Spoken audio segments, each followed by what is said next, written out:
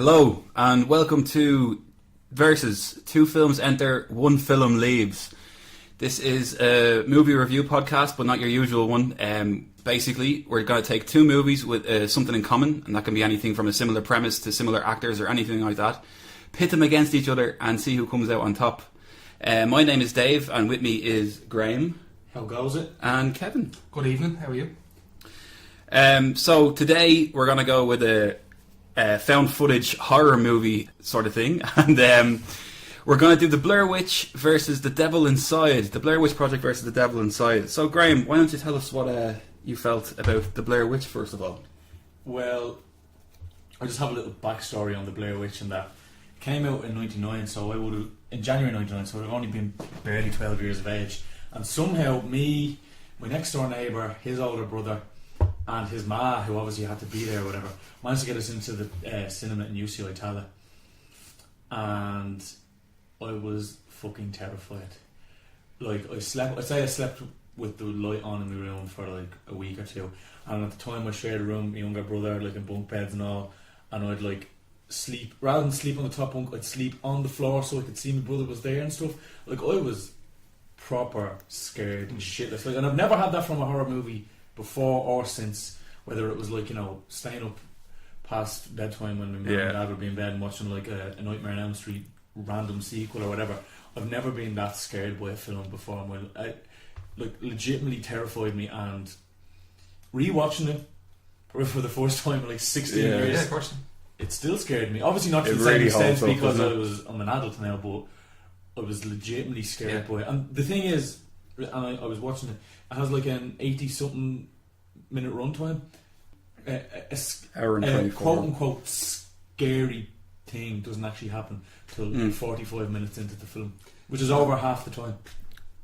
See, up until that you're finding out who the people are. Yeah. They feel like people. You know, you're getting to know them. They don't feel like actors playing a role. And what's funny actually, because like the people who play the characters in it, Heather, Michael and Joshua, that's their actual names. Yeah, and like they're the actual people, like, you know. But what you were saying about nothing scary happens up until about 45 minutes in, that's like such a good payoff for a good horror movie, like, you know. Like, that's just exactly what you were saying, Kate. You're getting to know the characters, there's a big setup, the people from the town are talking about this like hairy creature, and like there's a whole thing about the kind of ritual murder of 5 men. Yes. And they all seem to have kind of different stories. Not everybody's going, there was this woman who lived in a horrible house and she killed all the children. That was one person's story. Then another person was about this man who killed a lot of children and made one of them wait in the corner. Yeah. And then the other one was about, like you're saying, Coffin Rock, I think was the name of this. Coffin Rock, that was it. Nickname of the spot where they had the 5 people tied together, and yeah. disappeared or whatever. But in saying that nothing scary happened till 45 minutes, that doesn't mean it was all like candy canes and roses and all that sort of thing. Still kind of, the tension was built perfectly. Like, in my opinion, the Blair Witch isn't the bad guy in this film, or like because you don't even see the bad guy. The bad guy is just fear, because they're lost. They don't know when they're getting back. They don't know the surroundings, and that's what the kind of thing is like. Holy shit! Imagine you were just lost in the woods, and this is 1999, so there's no going on Facebook and just messaging someone going, "I'm lost." This is like completely. It's so. Well, you're in the wilderness. Yeah, and the sense of otherness is very elemental with the Blair You Witch. see, I kind of took a little bit of a different viewpoint on that, and while I agree with you that fear plays a huge factor in it, but I thought there was a lot of kind of implied fucking with by the Blair Witch, or the quote-unquote Blair Witch. Yeah. There's different sections in the movie where one of the main characters just goes absolutely crazy, paranoid, angry, scared. I think they all do it. They all do at some stage, and the other two are calm and collected. Well, that selected person, then becomes crazy, and like, for example, the guy Michael, I think his name is, he throws the map away.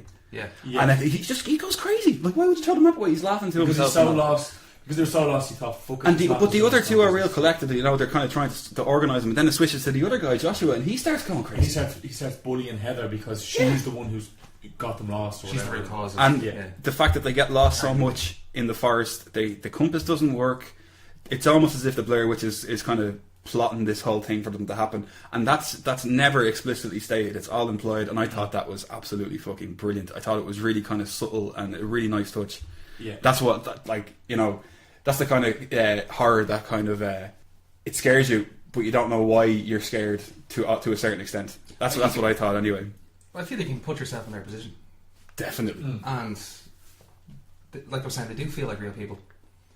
And I mean, suspension of disbelief is a huge element of cinema, but especially with found footage. You know, Oh, definitely, it has to be.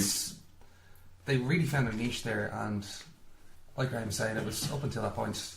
I would have to agree. I hadn't actually seen a horror film nearly as frightening as that in any way, shape, or form, and just to be absolutely so terrified. And the hype was through the roof because people just in its own way, it became a bit of an urban myth in and of itself. Yeah. So I found with the likes of, like you were saying, sorry to hark back, but the various anecdotes of, you know, she was found in Coffin Rock, or I just found the folklore to be timeless, and because of that, the film would have aged very well. Yeah, as a result. Like even if you take an example from being in Dublin, the Hellfire Club.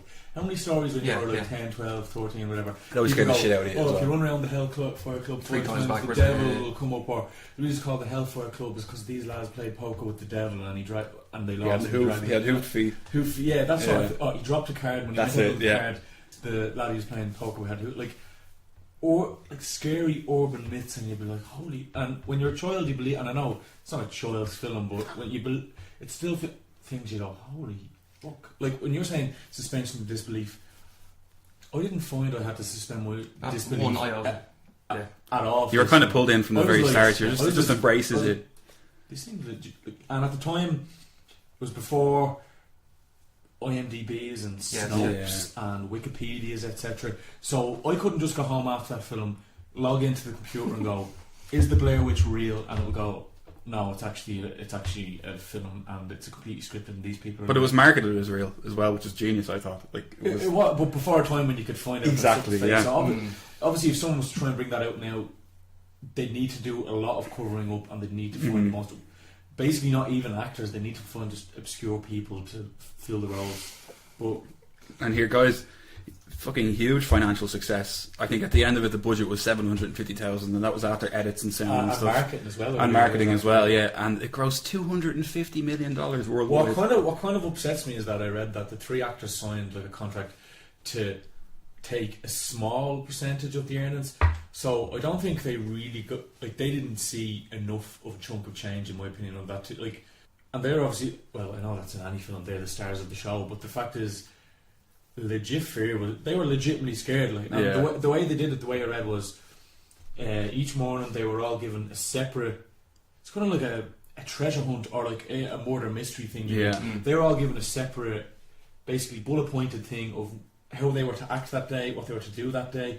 So, for example, the character Joshua was missing after the 5th or 6th night. So he was told, "Don't be there in the morning." But the other 2 didn't know he wasn't going to be there. So when they wake up and go, "Where the fuck is Josh?" It's like, that's legitimately, that's excellent, yeah. Where the fuck is Josh? Like, that's not like, you know, oh, where that's why the acting seems real, because they are legitimately questioning where they're going. Like, yeah, and that's what that's what makes it work. Like the fact that they don't know what the other person's doing, and they're really fearful of it. It's just what a film. It was captivating. Definitely, Start to finish. Every time I watch it, you're absolutely 2015, where like you can denounce anything. Like, you know, you see people sharing things on Facebooks and Twitters and all, and then I can literally go and find a link as to why that's fake, or that's not real, or whatever. And even though I know those actors and actresses have been in things since, I'm still like, this film scares the Jesus out of me. It felt genuine and grounded. Yeah, I really. Yeah. I could not recommend that film enough. I've started, for example, even when I was watching the first time, my dad walked in and said, "Is that real?" I said, "Well, actually, I don't want to say it to you either way. I want you to watch it." And you know, I think figure out for I think really would. Cool. So I think we're all in agreement that the Blair Witch Project is pretty fucking good. It's a really good movie. Very scary. Probably one of the best horror films out there. Like one of the best modern horror films. When it comes anyway, to genuine fear and uncomfortableness. That word? Discomfort. Sorry, that would be the uncomfortableness. I think is a word as well. Yes, we'll work with either. Yeah. I actually remember reading. I think I was reading Stephen King's book. It's his kind of take on horror. Dance Macabre, it's called, and it's all around like the 50s, 60s, and 70s style horror. But at the start of it, he has a foreword, like the updated version that he must have written like maybe in the past few years, and he said that no, he's not afraid of modern horror at all. It just doesn't scare him. The only movie he had to turn off was the Blair Witch Project. Really? Yeah. And this is Stephen King. King, who has nightmares and writes them into books. Exactly. So yeah, Blair Witch. What a synopsis. Yeah, that's Stephen King's life in a sentence. QED. QED. Right, so, and our next one. So we had the Blair Witch Project versus The Devil Inside. Kev, why don't you kick us off on what you thought of this piece of work? I'm just going to have to instantly apologise for having suggested that, but the reason I did so... It was Kev's suggestion to do The Devil Inside, just so everyone's... Yeah, I accept your apology. Yeah, I accept it as well. You ruined my life for a solid 3 minutes. Bear in mind, this film is, 80 odd minutes? Yeah. And it went by at a glacial pace. Oh. But the reason we suggested... Well, the reason we watched it, and I suggested it, was because found footage has become ridiculously prominent in cinema nowadays. It's such a gimmick these days. It's such a gimmick, but it's the point where it's an irrelevancy, in my opinion. It is. Obviously, as Dave mentioned, the proportional gains from doing something on handy cams with the Blair Witch and how immersed you are really opened up basically the plate for all manner of anyone to awful, like we could take horror films alone now, get a few handy cams, go up the Wicklow Mountains and try and make a film. Patent pending. Yeah, cost us a few grand, and we've got the fingers crossed to try and get a few million in each of his bank accounts. Graham actually had his fingers crossed there, by the way. Yeah, I did. Talk with your hands. That's how it works. Can't talk with your hands. Yeah. Noted. So tell us how you feel overall. Well, I'll give you the plot-ish, right? So I'll give you a rough synopsis. So, like I was saying, it's a found footage horror film, and this one is based on around. It's more so, or is it though? Well, is it as though? opposed to film? Well, maybe it is. That's why this is one of my main. Oh yeah, I never really thought of it that way. I was thinking it more of a documentary marketed as being real, but in effect is actually just. But we're gonna I would argue the end of the film would argue that it is found footage. True. It's intrinsically all over the place. Like there is no consistency whatsoever. Second that. I haven't even got into the plot. We're getting enraged.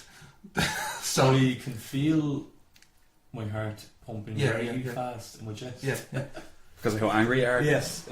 Fists are balled, right? So basically, we've heard the story countless times before, and this girl, her mother, seemingly murdered 3 or 4 people during what appeared to be an exorcism in, I think it was 1989. An exorcism of the mother. Of the mother. She wasn't just happening across an exorcism. It was killed people. Yeah. That would have been a better film, right? Yeah. So if it turned out in the end that she was just nuts, I just like to kill people. Yeah. That would have been actually. It would have been a better film. It would have been so swerving that it was actually a slasher film all along, and not a. Yeah. But they had to go the trite. They had to go the trite, steady route of an exorcism film.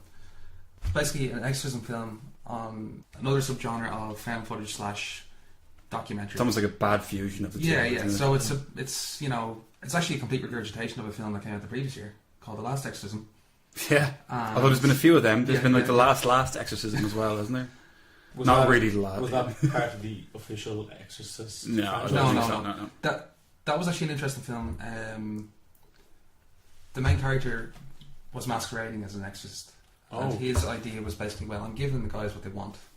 So he's just a prick, basically. So he goes in over his head. Like a film I'd want to watch.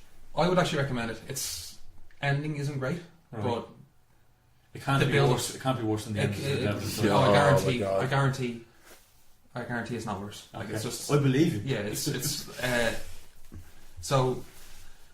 Yeah, basically, this girl's mother gets put on trial. She then correct me if I'm wrong, she gets a stay as she got The What's Catholic the, Church kind of. yeah, the I can't Catholic remember what Church it's got called. involved There's because a word. There's a by term. way of insanity. not guilty by way of Not insanity. guilty by way of insanity. So, for whatever reason, the Catholic Church seemed to get her moved from the States, which is where this is set initially, To Rome. to Rome. And we actually at one point find out that 3 days after the murders, the little girl had a dialogue with her father saying basically, will we ever see Mother again? And he said something to the effect of, no, she's gone, we'll never see her again. And he died. So it was just do you even remember that? Like that? I don't know. It was I relevant. forgot that. Yeah. I think my So- brain chose to forget that. Yeah, Like, I kind of yeah. went, this is not needed here. Of course. So, X amount of years later, I think she's 25 in the plot. I think it's 2009, and 25, she definitely looks old, but okay. yeah, and she decides to get onto this documentarian who plans on filming her going over to see her mother in Italy. Now, to be honest with you, I don't really remember why she went to meet that guy. There was never any explanation as to why she went over. Was it him? Did he want to make a documentary about exorcists? I think he was interested in it as well. And then he found someone who had something. Yeah, but she would have to search him out, surely. Or did he search her out? That's what I'm saying. We shouldn't have to figure this out. No, it should exactly, be in the, yeah. It should be in the film. It should be show not tell, and it should be self-evident. Yeah, so it's not self-evident because I can't tell you who saw who out and why. Yeah. So I can understand why she wants to see her mother because she hasn't seen her in 20 odd years and that sort of thing. But I don't know why Michael, who was the documentarian named, why he's involved. I know he might be.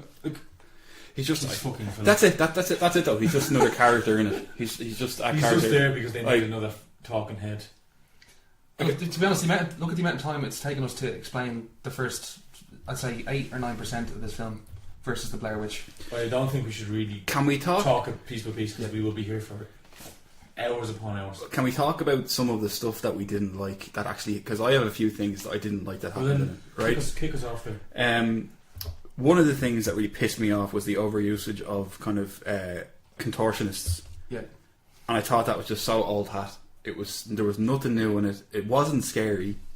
Like, you know, you're you're kind of marketing to an audience with 2012 this was released, and you're marketing to an audience that like is it's a fucking generation of millennials, and they know this shit. They can see this kind of stuff on YouTube all the time, and they know it's not real, or they know not that they know it's not real. Excuse me, they know it's real, but they know people can do it. There's nothing scary about it. You can actually probably go to YouTube and find contortionist tutorials to learn how to throw your own body into that shape. Do you know what I mean? Like it's nothing new and nothing fantastic. If that was the 80s, you'd go fucking hell. But now it's just not. That's the problem though. They can get away with it. They can put no money into a film, make it an awful film, and make a return. So that's what pissed me off the most is that they actually made a profit on this piece of garbage.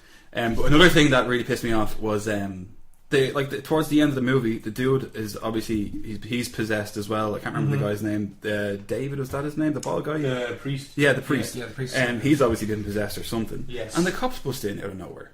The police bust in. I don't know why that was there. one of the many. Well, that's because he tried to drown the baby. Oh, maybe, yeah. But he goes upstairs, right? He goes upstairs, and he comes back down, and he's like, "He took my gun. He took my gun." I was like, "Are you fucking serious? Yeah. How did he just take it out of you? Like take it out of your pocket?" Police officer. Yeah, you're a trained police officer against a priest. I know he's a possessed priest, but he's a priest. Lads, I must say we have to go back a bit because you mentioned the drowned baby, and it was nothing to do with the plot. Okay, so let's go. We don't even know. Okay, basically at the one point, this priest. They need two priests. We need to really go back to explain this. Priests. Well, we need to explain that they went to the Vatican to an exorcism school. Can I please talk about that? Please do, yeah. The Vatican School of Exorcism, okay? Like the Vatican will have a willy-nilly school of exorcism in the middle of Rome where any Joe Soap can just stroll in all of the class and go, here's £100, I want to do the 6 weeks exorcism course. Oh no, bother you. Filming, stroll in. They'll show footage of actually whether they're possessed or mentally ill people to strangers in a room acting out on whether, again, if it's actually, because that's what they actually argue in the class, whether it's a mental illness or possessed by a demon. But like so. But the Vatican don't authorise this. Oh, it's unauthorised class. Yeah. But it's called the Vatican. Fuck off. As well as that, right? Yeah. They're speaking English consistently in this film. I mean, consistently. So it's set. The majority of the film is set in Italy. Yeah, where they speak Italian.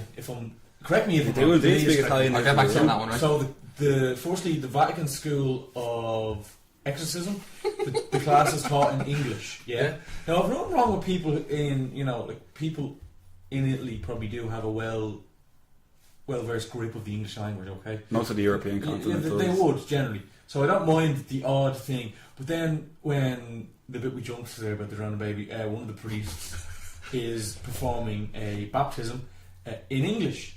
The baptism is in English. Why would the baptism? Why was that getting filmed? That's actually a very good question because I'm just going to do a bit of film. Michael just says to him, "Hey Dave, the baptism." Yeah. He says it to him at one stage, and it's like he doesn't actually go. He says, "I'm just going to go, Dave, and see what you do." On his priestly day off, or his regular priest duties versus his exorcism. So at the baptism as well, they are speaking English. Yeah. In Italy. Why are they speaking English? But then, he seemingly at this point, the priest is having doubts, and is into. Are we talking about the priest or the cool priest who doesn't wear the fucking collar because he's too cool? I fucking hate that guy. Dude. I hate that English guy. Yeah. The two priests aren't Italian either. One of them. Ben. Yeah, the English one is Ben. He doesn't wear the collar because he's too cool for school. He's disillusioned with the Catholic Church. He's kind of good looking guy, like, you know what I mean. You wouldn't think he's a priest.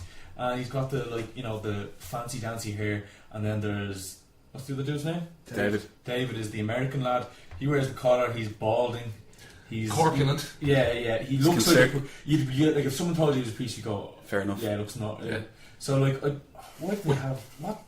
What if they cast that dude? Like, they tried to make this lad David is kind of the voice of reason. He's like, Ben, we can't do X, Y, Z, or we shouldn't do this. And Ben is like, he's the one who's like, he's very conservative. Yeah, and Ben is the liberal one who's against what the Vatican are trying to kind of teach. So that's why he doesn't wear the collar, and that's why I actually thought a romantic subplot was going to pop up between the two. I did not the two priests, between Ben and the girl. I can't even remember because I really hate this one.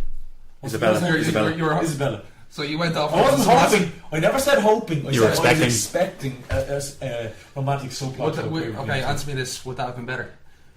No, I would have probably would have lost the plot. And we already have lost the plot. Yeah. We are talking about something 2/3 of the way in that is more entertaining. It was all over the place. Can we talk about the really unbelievably, stupidly heavy foreshadowing in maybe about 15 minutes in when they're in that class in the Vatican School of Exorcism? Yes. And the lecturer pretty much just shouts the word transference. Demon transference. Yeah. Demons jumping from a possessed person to another person. As soon as I heard that word transference, I was like, they're getting possessed. Someone else is going to get possessed. Yeah. At least one other person is going to get possessed. Literally filming in the Vatican School of Exorcism. I'm going to give it its full title every time I mention it because it's so fucking stupid. In the Vatican School of Exorcism, they film in a class, and the only bits of the lecture that they film are the transference bit and I'm doing the actions now. He stands beside a blackboard, and then he uses the chalk to bullet point the three words which are multiple demons as well. Demonic possession. Multiple demonic possession, right? So this is what's going to happen in the rest of the movie. He bangs it out, and then later on in the film, they go and visit Isabella's mother, and the doctor in the mental institution locks them in a room and gives them 2 hours or an hour or something to try and exorcise her.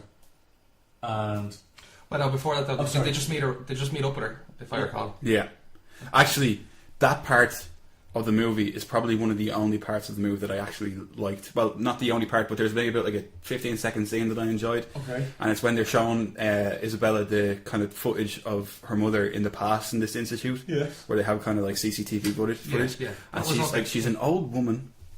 Picture this. If you haven't seen the movie, picture this. She's an old raggedy woman in grey grey shawl, a grey kind of dressing gown. in a real sterile white hospital room, and she's walking around with her hands behind her back, and then she just faces the wall and then just starts cracking her head against it. That bit gave me goosebumps now in all fairness. That was the only scary part. The white hospital room and the crappy clothes are nothing original either. Now don't get me wrong, I'm not expecting 100% originality, but I need something. So the low from the wall bit was like, fuck. It kind of put me off a little bit. Like, geez, that's a bit creepy. But the thing that disappointed me the most about this film, before we come on with the terrible, terrible, terrible plot, it wasn't scary. No, it wasn't scary. Didn't scare me at all. Didn't make me feel uncomfortable. Actually, I was most uncomfortable to just the people, the actresses who were apparently possessed, just screaming. I was like, "You fucking faggot!" And it was always a jump scare that you could see coming along. The jump scare. They may as well have sent me a text 10 seconds before the jump scare. You're about to get frightened. Because I was just like, the very first jump scare happens is that they have like a grainy found footage because you want the shiny eyes, where they're going around the scene where this is in the school. At the very start. Okay, yeah. Where Isabella's mother apparently killed. That was one of the best parts of the film, I must say. I hate to nitpick because I hate really, really, really great nitpicking. But why was that police officer all over that absolute crime scene with these 3 bloody people? They need those. Like boiler suits and masks. Don't spoil the scene. This lad's going around just walking everywhere, standing in these bloody puddles. But then here we have exposition, and here we have. I didn't get. He points out the 3 dead bodies, and then he suddenly stops talking. Yeah. The lad with the camera, who obviously works for the police department, just holds it there, and then pans it, and then bullet, and then bang, jump scare, and the screen goes black, and I was like, so what was? Like, it was filming nothing. It was literally just filming this kind of black wall with a little bit of light, and then there was the jump scare before coming out of a closet or an understairs thing or what, a creep hole or whatever they're saying. But I was like, why did that police officer film that not insignificant piece of footage of that crime scene? It was. So you found you were taken out of the film at that point because it didn't feel genuine? No, I'll tell you what I was taken out of the film. In the first 40 seconds, when they played the audio of the apparent 911 call, and the 911 dispatcher's voice was, gravelly and grainy as if it was on a phone call, and Isabella's mother's voice was as if she was speaking into this microphone here. Like, it was 3. I've killed 3 people. I was like, if that was an actual recording, it would also be grainy because that's how phone recordings sound. You know what I mean? And that's when I went, right, this film is not off to a good start, and every fuff just after that was just terrible. I must say, the recording I thought was a bit unsettling at the start, but was that just because of the gore? No, just the conversation. I think it wouldn't have been the most unsettling thing I'd ever experienced, but I think it did have a certain element of kind of. I killed. Yeah, like it was a little bit creepy. Yeah, like you're saying that now, and you're kind of sending a little bit of goosebumps up my spine. I'm not saying it wasn't creepy, but like it's not something I've never seen before. Yeah, exactly. You know what I mean? Actually, if I went on YouTube, I could probably find legitimate 911 calls that are equally as creepy. Of people, calling and going, certainly, I've killed this person, or this person's dead. All right. Yeah, you know what I mean. But just on that scene, there was a scene where Isabella's meeting her mother for the first time in, from the sounds of 2 decades. I recall the doctor saying she is really aggressive when it comes to iconography. Yeah, and mention of Christian iconography, Catholic iconography. Mm-hmm. So, as Isabella's walking into the room, there's a panning shot of what are 2 crucifixes on the window of the room. Of the room, yeah. I'm like, what the hell? The door that opens. This is like, are you serious? And then Isabella walks up to her mother, and they start initiating the dialogue. Hi, how's you? Or whatever. And good to see you, Hans. Yeah. Oh, I haven't seen you in ages. And happy daughter. Oh wait, no, I don't. Right? Yeah. No. Sorry, I misheard you there. So basically, Isabella had an abortion, as it transpired, but the mother knows she had an abortion because of possession, or is it at this point? But she doesn't know that that's her daughter. So she's very aware of the fact that she. I suppose chose not to have a baby, but she doesn't realise she's a daughter, but she knows she had aborted a pregnancy. Yeah, I didn't really understand what the point of that was. Why not have her aware that it's her daughter? You could make the argument though that whatever demon was possessing her was kind of toying her around, like you know. No, that's right. What I didn't get about that scene was right. And we spoke about seeing the CCTV. Excuse me, the CCTV footage of the mother headbutting the wall, and then attacking orderlies, etc., etc. So they thought the best thing to do would be leave Isabella and the cameraman in there on their own without any security or orderlies. Well, if that was the case, if that was real life, there would be the most burly bastard always there who could, if the mother was to, lose the rag and get violent, they could pin her down and grab her, administer either medicine or like strap her to the bed or whatever the case was. But no, they'll just be like, yeah, how about this? You and your mate just go in there. We'll lock the door and leave it. Fucking hell! That's a running theme in this film, though. It's all mission. Yeah, and then we can have a scene. That doesn't make sense. Yeah. Actually, I'm just going to say right now that particular part of the movie where she sees her ma for the first time is probably the best scene of a bad movie, and the scene is all right. The rest of the movie is so much worse. But one of the other scary parts in it was the mother. It's towards the end of it, and the mother is just kind of like staring at her. And everything's quiet for a minute, and she just starts screaming. Do you remember that bit? Yeah. Now it wasn't like terrifying, but the way she started screaming was like it was a gradual increase in volume, and that so you didn't get a fright. There was from a good audio effect. Yeah. You didn't get a fright from it, but as it kind of went up, I wouldn't have called it scary. I would have called it more uncomfortable, unsettling, or something. Yeah. Another thing that now this is really nitpicking, although it's kind of poor research and it's a misconception that many people have, is that Isabella's mother shows all these self-harm marks. Where she got a blade to self-harm in an isolated cell, I don't know, but that's another thing about this fucking film. But they're all inverted crucifixes. But in Catholicism, the inverted crucifix is one of the, I don't know how to word this correctly, but let's say one of the best signs you can show of Jesus, because if you look at the Pope's seat, there's an inverted crucifix above it, because you're less than Jesus, or you're inferior to him, so you shouldn't. Oh well, okay. You should be underneath it. The cross should be upside down because you're beneath it. I'm not into Catholicism, but if you go, you can look at pictures of the Pope on the seat, and there'll be an inverted crucifix above. I'll look at many of them. The throne. So that's what I think. That should be if you're going to do research for your film. So it's a plot twist. She was actually the protagonist the whole time. Yeah. She's actually one of the 12 apostles. That's who's possessed her. What's the 13th? Matthew. She's Mary Magdalene. Bringing this around again, though, do you know one of the probably my least favourite bit about this movie, and it's kind of just it's symptomatic of what you were saying when we started talking about the devil inside, Kev. The ending. Oh, good God! I know you were talking about the ending earlier on, and there's numerous things wrong with that ending, and I'll try and list off a few of them, a few of the ones that I saw. It's fucking stupid. Right? It's a fucking stupid ending. Right? There's no kind of reconciliation or closure about it. No, certainly not.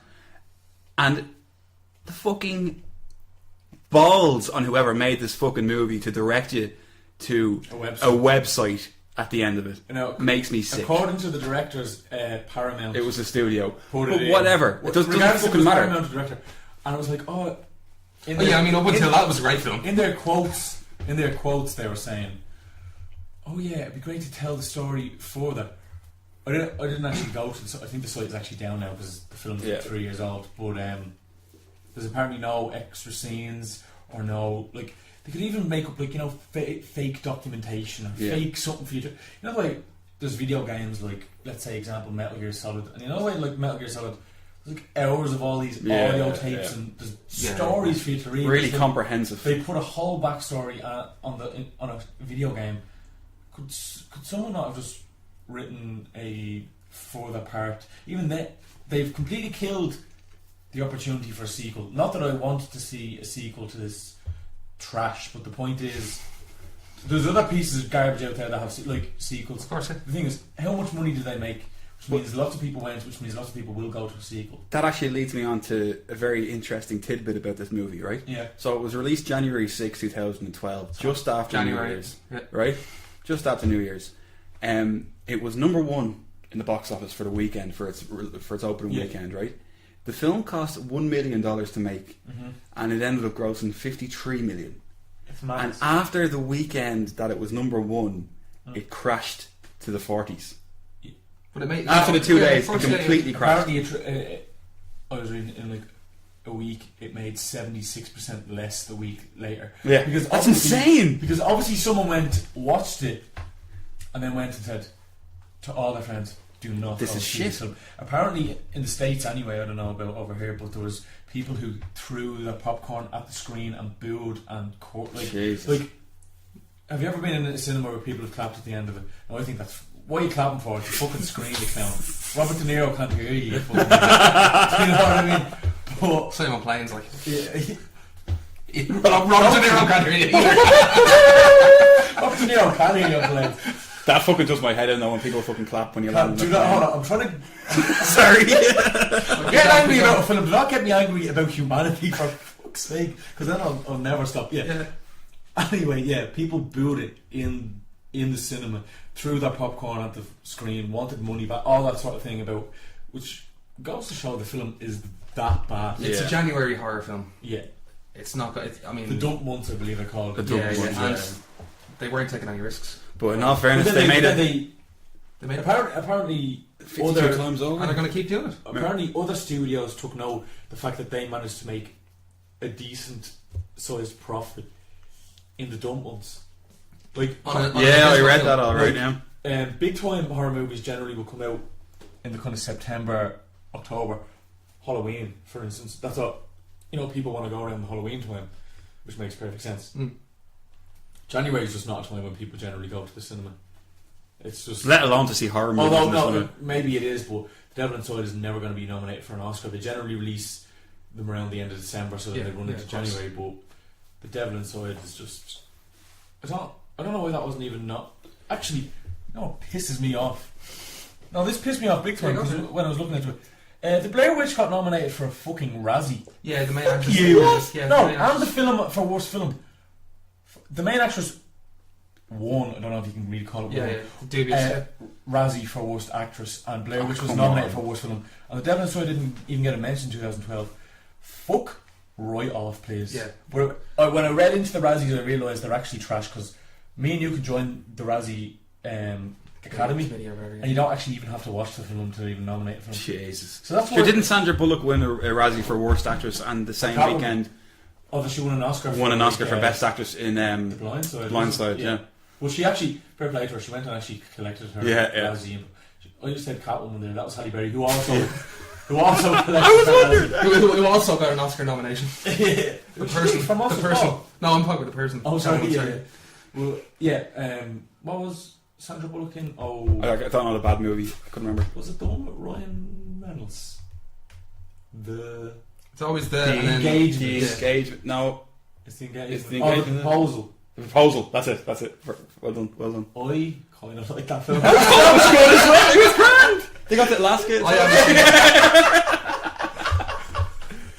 Oh my! Now that has a lot of plot holes, but let's. Ah, yeah, Devil yeah, Inside yeah. is the bad film. No, I've got a few. Closing statements on or your few statements on The cover of the film shows a blind sister. Where does she come into it? She's on the bridge for an instant. Has nothing to do with the What film. bridge? Exactly. Sorry, Exactly. It I shows, didn't see this. Right. Genuinely, they're in a car and they're driving by this group of sisters Yeah, in Rome. in Rome, as one does. Is Isabella driving the car? Is that I can't remember. Okay. Oh yeah. By the way, the car has 3 cameras in it for some reason. Even though they're doing a documentary of One on the exorcisms. windscreen Yeah. as well. Instead of just having the usual, one in the corner to show the whole. But why do they even need it in the car if they do an ex? Again, it's Oh, just an omission because they can make it. Can Michael not sit in the car and hold the camera? Is that because that? But I'm not saying that. That's fine. But why do they even need to film in the car? Well, they could be interviewing or they could be talking about Yeah. a certain topic. But True. Yeah. you're right. They don't need 3. Certainly not 3. Right. Michael can sit in the passenger seat and hold the camera on his lap, angled at Isabella, and ask her questions, and vice versa. They don't need one on either side of the front corners and one in the very back, rear windscreen. That's completely... Even as a documentarian, he can barely hold the camera straight. Because you'll notice in Blair Witch, for example, when they're filming for the documentary, it's steady. Yeah. It actually feels like they're doing a documentary. It shakes the odds when they spin, well, yeah, of course. Spin around, but that's because they can tell that in the logic of the film, they're going to edit that out. Is this turgid heap of shit they were going to basically... It was shaky cam constantly. Yeah. And it was disorienting. And for that reason, you're immediately taken out of it. Immediately, we're saying, we don't know if it was found footage or a documentary because, frankly, they don't know. At multiple points, camera angles change. Like, for example, they walk in to meet the mother for one. I think it was the second time. There's already cameras set up, even though they're meant to be set. Also, there's a fucking. I'm not even going to say these words. There's a camera that goes over a seemingly possessed person, and it's called a pupil cam. Yeah. Right.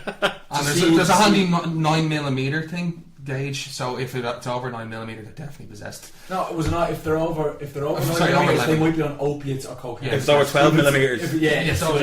That's definitely possession. Yeah. Preternatural, is that what it was called? Yeah, Preternatural. Fuck off movie. Fuck off. Preternatural. Preternatural, that's it. Yeah. Oh yeah, so remember when they're doing the they eventually break back in and they plan on doing racism on who? The mother. They don't break in, do they? Well, they originally did. Yeah, but not apparently, right? The plan they we haven't got forced exorcism for so before, did we? Or her? On the mother. There was only one exorcism. There's only one exorcism, right? Yeah. By the way, right?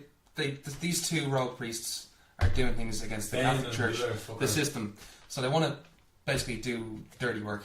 So they're doing some exorcisms on the side, and they decide to bring Isabella, someone who went to class once, and her cameraman, even though it's meant to be really, secretive and the mother of the possessed girl, I think her name was Rosita or something, doesn't even acknowledge that Isabella and the cameraman are there. She just lets them in to film her daughter in her worst possible state. The daughter is in bits. Her skin is all dry and crispy and all. She could Nivea, man. Nivea. Just lob a bit of Nivea on. But anyway, lob the niv. Lob the niv. Anyway, regardless of that, she's sweating. She's in this contorted state. It's horrible. And they just let these people film her. And then what I really and I know whatever. And I'm not uncomfortable with the aspect of it in real life, but I really thought the whole menstruation thing was just fuck off. It was just over the top. It was so tasteless. Oh, so tasteless. It wasn't done in the. You know in The Exorcist where she gets the crucifix and fucks herself, and she's like, "Fuck me, please, fuck me." It was done grotesquely because basically, at the time, hadn't been done of someone being so vulgar, especially with the crucifix. But just having a girl, she's wearing all white, so she's in white jeans and a white vesty top, and then you can see a lot of blood as she's being exercised and she's going through these convulsions and speaking in tongues and speaking in various languages and accents. She starts to menstruate, and the blood comes through her jeans, and then you can see it going onto the sheets. And I was just I wasn't. I'm not uncomfortable with the thought of menstruation. It being made exploited as a. It was exploited. That's it. Exploitation. That is exactly the word to use. Really, and I think we can all agree that we all looked at that and we were just like, oh, for fuck's sake. I was kind of and I was watching it in the sitting room. There was no follow up to that scene here.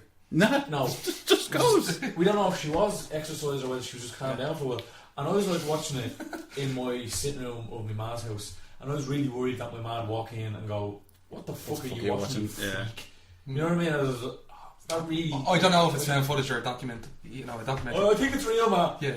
Well, that's even weirder. You weirdo looking at girls bleeding. Cup of tea. Would you like a cup of tea? Would you like a cup? Not after that fucking scene. It was awful. And anyway, after that scene, they go to. Why are we talking about this entire film? We should really... this has pissed me off, this one. Maybe we should wrap it up on The Devil Inside and kind of get down to the... Just to what we thought was really bad about it. What was your least favourite part about The Devil Inside? What else with the ending? I mean, that was completely unforgivable. That was insulting. I'm going to explain the whole thing. When they try to exorcise Isabella's mother, all 4 or 5 or how many fucking cameras they have to click black for like a half frame and then go back to normal, and you actually see them in their like studio editing and all goes black and they're like, what the fuck? So then if you go back to that priest, multiple demonic possession, because he hears 4 voices, right? So apparently they're all possessed. Possessing her. Okay, so the demon has been in Isabella's mother since 1989. Which seems a bit stressful for the demon. Yeah. I say. Oh, sorry, demons. Yeah. Yeah, they're fucking trapped there, man. Why did You sow their seed. It's had interaction with other human beings in the interim, right? Then it waits till 2012, an entire, 23 years later, and then decides to do a bit of transference. But when it does the transference, it's all very timely. The demons don't instantly take them over. They don't take them over at the same time. It's a cascading David kind gets of taken over and he's just being a weirdo, and then he tries to drown a baby because it's at a handy. baptism. Yeah. Exactly. And then he kills That's himself. And then There's no logic. And then randomly during this thing, There's no consistency. Isabella starts going on about Michael's ma fucking some bloke or something. Yeah, that was mad weird. Some random line about his ma fucking or his sister fucking something weird. Have you noticed we have not even really talked about the main character yet? That's how ineffective she But was. she was just a fucking. Honestly, I she know was just she's eye a candy. main character. She was eye candy. That's what it. Oh, you're good looking. Just well a good looking girl to drive or to kind of to steer the story a little bit, She's both intense and nonchalant when possessed. Yeah, it was so. Did you get that? It was so then strange. David ends up killing himself. I think that's Dave. I don't know if it's Dave or the demon killing himself. I was laughing so much at that scene actually, right? Because it looked as cheap as it was. Do you want to know why? They ripped out a load of Bible pages and put them on the wall so you could see the blood splatter when he pulled the trigger. Meaning they wouldn't have to clean it off the wall. Yeah. so they can just pull that and put it in instead of just wipe. Like a white wall like the room we're in right now. Yeah. I thought we're in a mental asylum, sorry. But the walls are kind of creamy. Because it probably sounds like we're in a mental asylum. But yeah, that's actually a really good point. Because I could see him backing up and I was like, because I could see all the white pages on the wall, like, gonna blow his brains out. Yeah, of course. Of course he is, because that's exactly where it's going. So the minute he blows his brains out, Isabella gets boom, Isabella has a seizure. So they bring Isabella to the hospital. She starts bites on the stabbing neck. motherfuckers. Yeah. She starts killing people. I'm not don't sure see if it. Well, I assume that she bit someone. Okay. On the Well, There's that's no blood in her hands or mouth. Right. No, well, there you go. So, Well, anyway, she does that. So that's very timely. Why didn't her and David's possession happen at the same time? So then they're like, we have to get her out of here. We have to bring her to. There's like some uber exorcist that they're talking about who we don't see. So then. is there? I don't even remember that. I don't Yeah, remember. that's why they try and bring her out of the hospital. Yeah, so then yeah. Michael's driving the car, which happens to have the 3 cameras in it. And he gets possessed then. No, but they're all possessed at the same time. Okay, yeah, Blackout yeah. happens, But is what should have happened. But then the timing of it all is bad because Ben Man uses a bit of prayer to calm Isabella down or her demon down, and then he's like, "Go faster!" And then suddenly Michael gets taken out by his demon, unbuckles his belt, plows into the accelerator, and then hits a car or a wall or whatever. And then we just see jumpy footage from the car of them, like one of the fucking Diageo ads or Don't Drink and Drive or that sort of way. And they're flying around. Will I tell you about my life? You know what I mean? After them, tell you about my life. and then it just cuts to the investigation. Of the Go to this fucking website. Yeah, but that's what I found. It was the possessions coming in this timely manner rather than. So they all got the transference happened in one instant. So we're told. Yeah. And so they're all possessed, but then It's not they activated. don't act at the same time. Yeah, to metamorphosize. Even that's not the thing that pissed me off. The whole thing is she's waited 23. These 4 demons waited 23 years to fuck off into some other body. What are you at? Like, Did you feel right? Okay, sorry to backpedal a bit, but there seemed to be a tension building off camera in the film. I didn't really pick up on that. But maybe you're right. Yeah, there was Isabella yeah, kept saying, I believe the cameraman's name is Michael. yeah. She said something effective. What was it? It was like there was a tension between the priest and Michael very suddenly out of nowhere. Then there was a tension between her and Michael. Something effective. He could fuck himself if he thinks. He's Yeah, on that was film. one of the Did things. you get that at all? And that wasn't expected. Was that after she got No, possessed? that was after she was possessed. Yeah. So she got a bit antsy. Yeah. Was it like no? Because even before she was possessed, he was like, "Should we be filming this?" And she was like, Which yeah. is a bit meta, wasn't it? I mean, in a way. "Yeah," but he had a point. Should they? No, I was being sarcastic there. No, I know. Fuck you. All right, so lads, moment of truth. Right, this show is called Versus. Right, Yeah. we're pitting two movies against each other. Who comes out on top? Well, I don't. Sorry for that absolute just. I think it's fairly fucking safe to say. Joe over here, but no, I look. Okay. While it obviously still didn't make a difference, Blair Witch had timing on its side, obviously, for the fact that it was released and filmed in the late 90s. So obviously, technology had not advanced to the point where you can find out if something's real or not. Even saying that, if Blair Witch came out today, I think it would still be pretty fucking scary. As long as they said it was found from the 90s, because like obviously people go, well, everybody has a cell phone. Or yeah, exactly. Blair Witch obviously comes out on top because we've spent the last 80% of this chat slating the devil inside. The reason the Blair Witch comes out on top is, one, it's believable. Believable because the actors believe it. Two, it's legitimately scary. It's not scary from the start.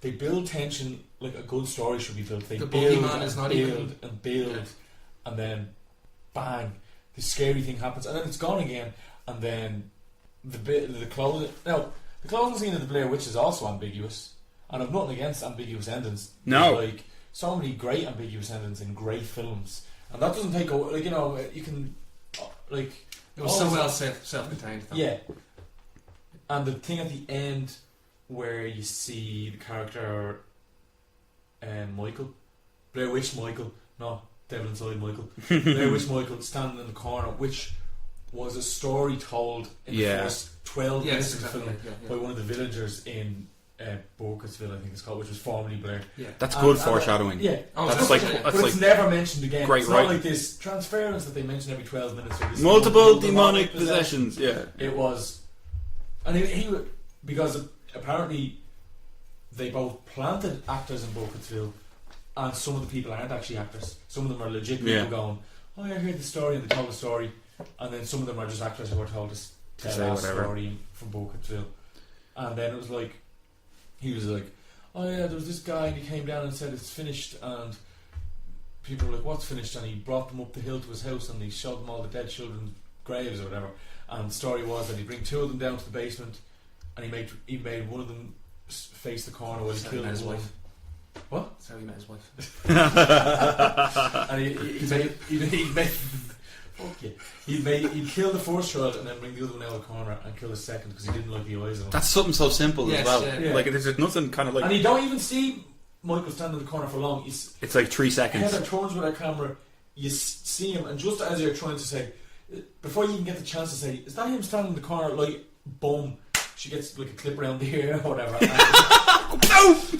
the camera hits the deck. And it's just out of my house. Yeah, but that's it. Like, I think the Rotten Tomatoes ratings. I don't like say it all. Like, I have a strong feeling that we're all in agreement on this. That the Blair Witch is a much better movie than the Devil Inside. Was it like 96 or something? 87% for the Blair Witch Project, and a lot of those 6% for the Devil. A lot Inside. of those reviews. So let's say what the 14% or the 13% that are negative.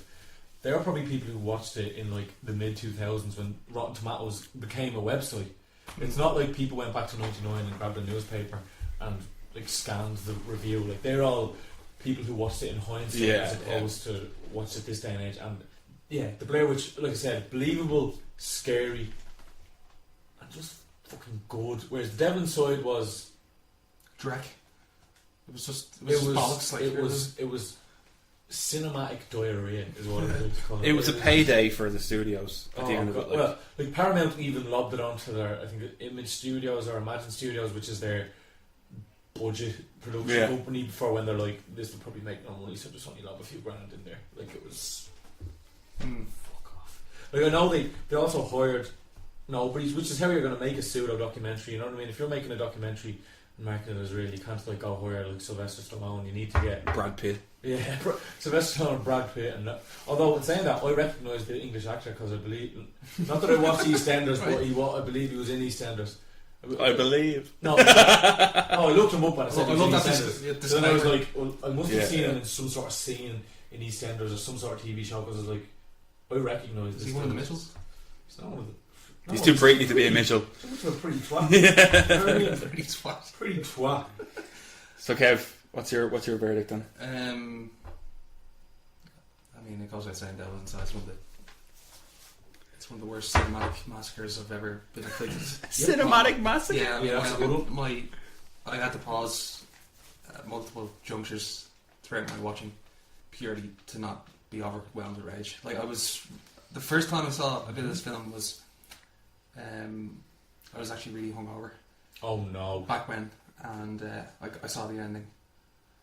And I wouldn't say that sat well. no, it didn't sit well on me, and I was like, basically, Did you contemplate killing yourself?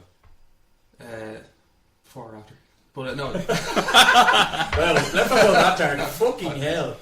you know, I was trying to be I didn't answer the question, did I? Glib almost. But you just fucking took it too far. Yeah, humour. Right, so no, but yeah, the first time I saw it was bad. Then I saw the whole film, and I wasn't hungover.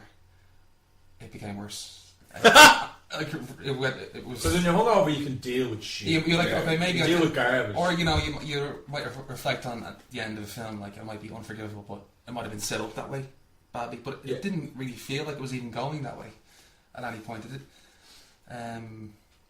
Nothing was really alluded to it, bar the guy pointing at the whiteboard. But even that was so heavy-handed. Yeah, it was really heavy-handed. I no point felt in any way fearful, really. No way. There was there were one or two effective things. I will say, I think the priest had nice shawls. Do you remember what they were wearing? The nice shawls. And that was about it.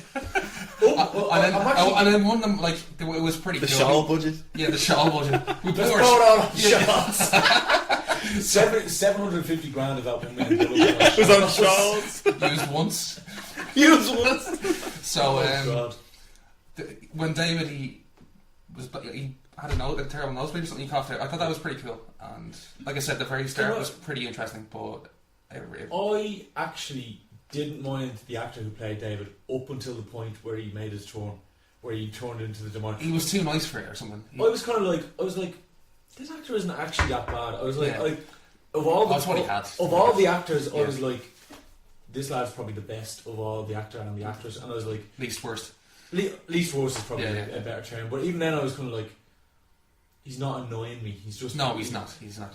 And then when he came to eating his breakfast in the fucking pitch black kitchen, I was like, not that was his fault. That was the script. But then when he was playing the bad guy, I was like, He was method acting that. I was like, Maybe he was really possessed, like maybe he was going to drown on babies. hanging around with Daniel Day-Lewis. Yeah, no. You what? Hanging out with Daniel Day-Lewis because he drowns. That's No, because he drowns babies, because he's a method actor. So that's how rumours get started. Yeah. Rumours. Just for the record, Daniel Day-Lewis does not drown babies. That we know of. But we don't know. We don't know he doesn't. If they went to give that role to Daniel Day-Lewis, he would go out and drown a fucking baby. He definitely would. That's why the whole thing is. He'd learn it. He'd at least learn Italian. Yeah, he learned Italian and probably how to say mass, and he does it in Latin. He'd probably like take the priesthood. He'd probably like become a priest. He'd know how to The actually roll acting his priest. eyes. He'd roll his eyes. That's the whole joke is. Let's hope that Daniel Day-Lewis never gets a role as a paedophile. Oh Jesus. Okay, I think that's a pretty good fucking time to wrap it up. What do you think? Well, we need to hear your. Well, I need to actually talk about the Blair first, Witch a bit as well. I mean, by comparison, because we actually didn't talk about one of the best, like the better movie, a lot because the other one was or so bad. what I think, arguably the most interesting thing about the Blair Witch is its legacy.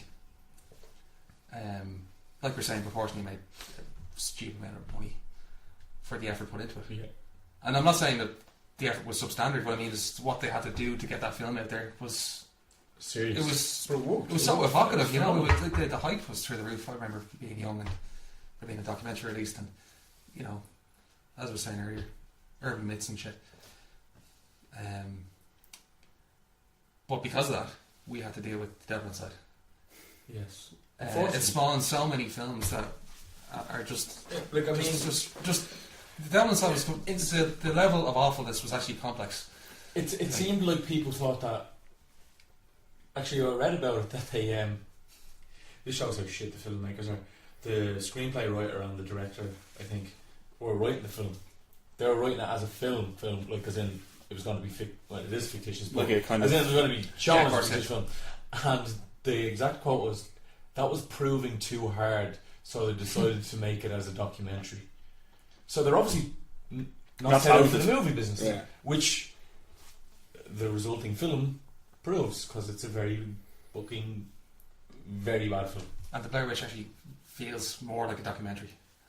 Genuine. Genuine. What I was really pleased with the Blair Witch now, I know, because because I watched the Blu-ray version of it, and they didn't change it into a widescreen. It was still this little square in the middle of my telly. And it was you get the 90s vibe off it.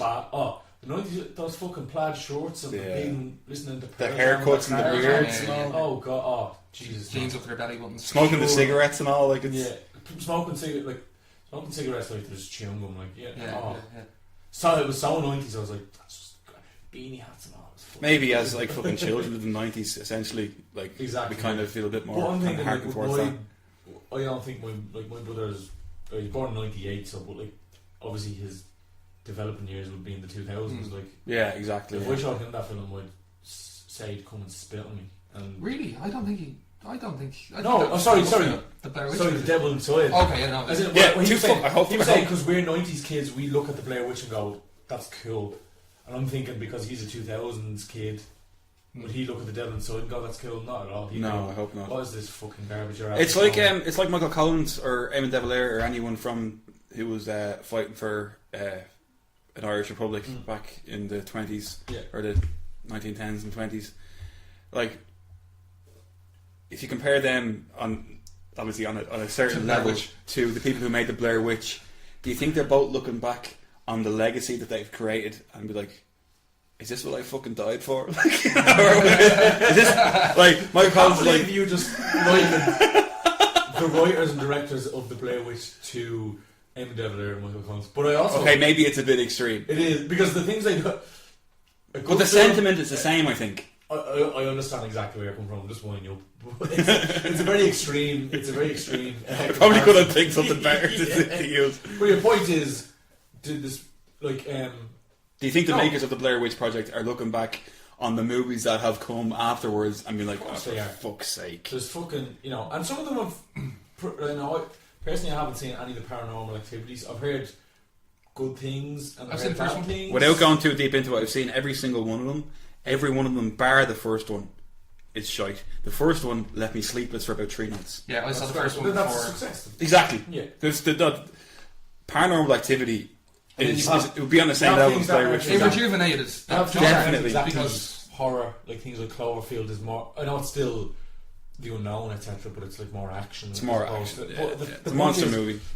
There's been ones that work, and there's been ones that just do not work. And the sad part about that is certainly does not work. There's more ones that don't work that do. Of course, but it seems like a trend that won't die ever since the Blair Witch did it. Whereas slasher films were the whole 70s to 80s thing. The Halloweens, the Friday the 13th, the fucking Nightmare on Elm Streets. And then there's other lesser known ones like Silent Night, Bloody Night, I believe is one that has like Black Christmas and stuff. Black Christmas. All these kind of mad ones where people are just getting slaughtered Texas Chainsaw, well that's the 70s, but still it's a slasher film and and that was kind of the genre up until the early 90s, and then Scream kind of turned it around.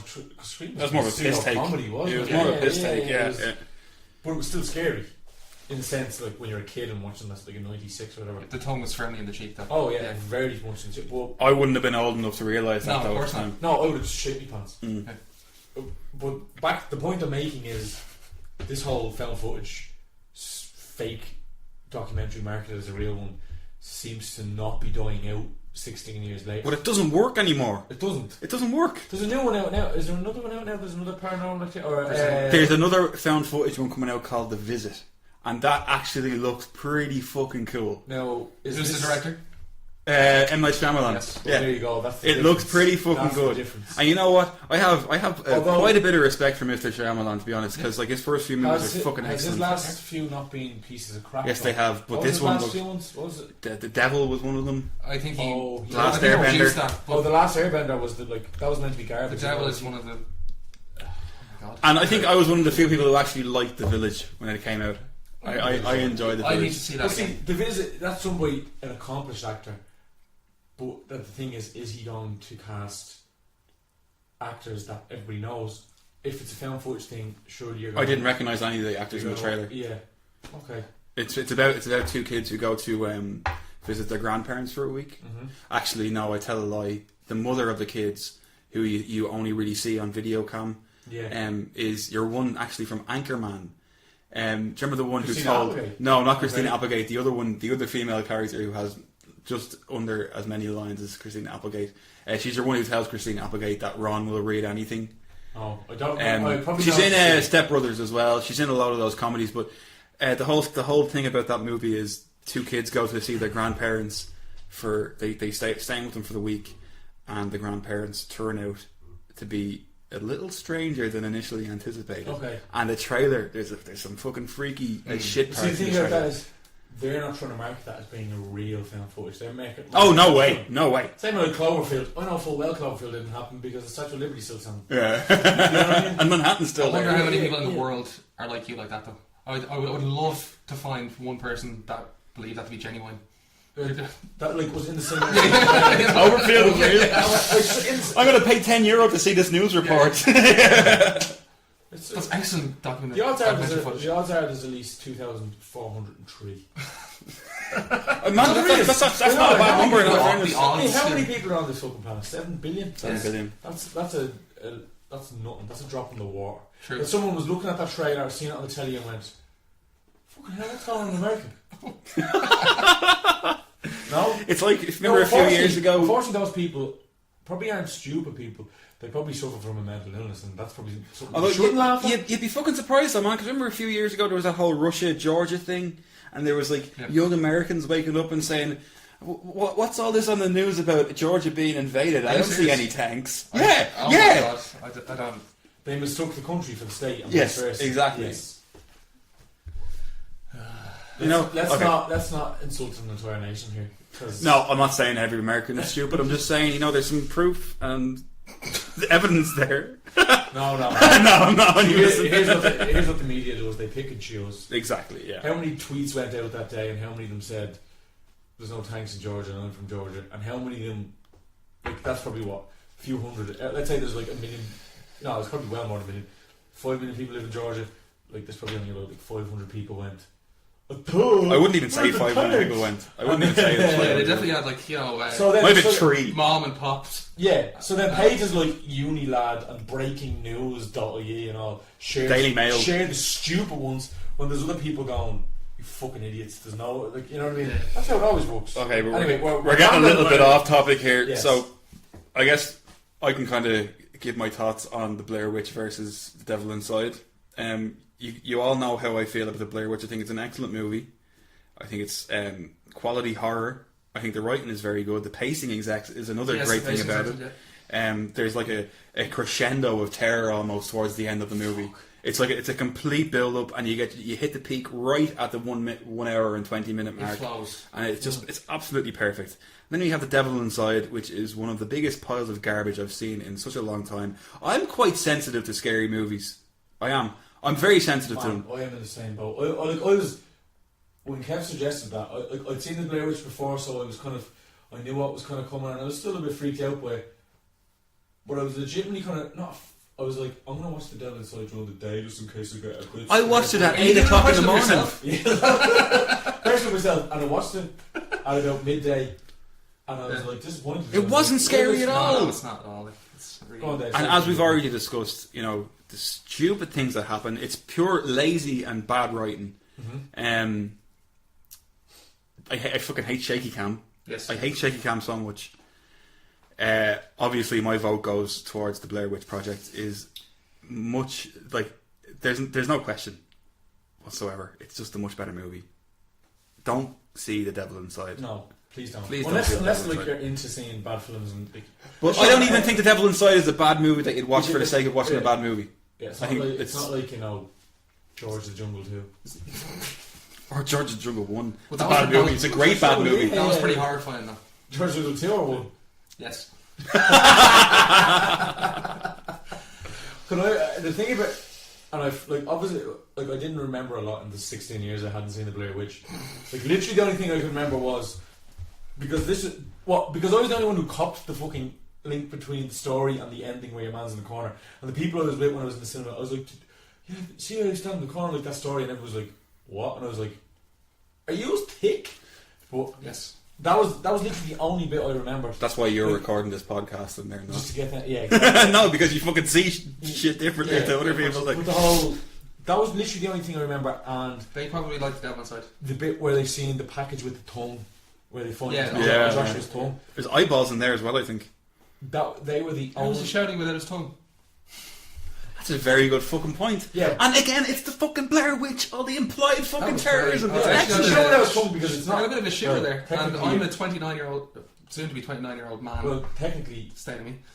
well, your man Josh, the actor, Yeah. was probably told, shout, just start screaming, and they, like, the way they get their own script out is like. Or even the bit Anyway. where it's like in the middle of the night and Yeah. they hear stuff around the tent and all of a sudden they start Those shaking it fucking- on the the side. children Like, I'm getting laughing. fucking shivers Do you here. remember I didn't remember that. Oh, the first can we one. please fucking stop talking about this scary But movie? the bits I can remember were Yeah, literally it's rough. the tongue scene Yeah. and the other bit at the end where he's in the corner. I can't genuinely say whether I remembered that famous shot of her crying because that's been shown everywhere. So Yeah. that could be a false memory. But the thing I didn't remember, but was and obviously an ad lib line, the fucking greatest ad lib line I've ever heard in my fucking life, where she goes, "I'm scared to close my eyes, and I'm afraid to close my Yes. eyes, and I'm afraid to open them." I was like, "Fuck." Why haven't you an Oscar, love? Like, fuck. She was so human. In Yeah, So human. Yeah. That was it. That's She got exactly it. nominated for a Razzie. Yeah. No. Off. You, Like, this that was that tells you how legit. cynical a lot of people Yes, are, though. yeah. Or But that was legit. That was legit fear in her. The fact that she came up with such a line of "I'm afraid to close my eyes and I'm afraid to open them," I was like, "That's pure fear." Yeah. That was fear that you see. She's crying and Yeah. the tears running down her nose, and you're just like, "That." That's the legit fear in that woman's eyes, and I was just like, "It's unbelievable." It was great. It was. It was I loved such a good every instant of Yeah. that film. I really did. yeah, no, it's very good. I'd watch it again. I'd watch it right now. What's it right now? How about we watch Blair Witch 2? That's a terrible How about movie. Terrible I've movie. actually never seen it, but terrible. it's Never seen awful. Is it worse than The Devil Inside? Well, Let's find out. I was. We'll find out next week on Versus. No, will we wrap it up? So I think we should. yeah. Yeah. Okay, so we can crown the Blair Witch Project. 3-0, 3 falls to 0. Best out of 3 falls, Yeah. and the Blair Witch Project claims 2, which automatically is a win, but then just beats the shit out of Devil Inside again and just takes another fall just for the crack. That would be it. So this has been Versus. We put the Blair Witch Project against Devil Inside, and the Blair Witch came out on top. Quite triumphantly. Quite Yeah, triumphantly. it wasn't even a close. It was, yeah. Such an outrageous film. Join us next time for whatever fucking movies we're going to be reviewing then. See you later. Boy.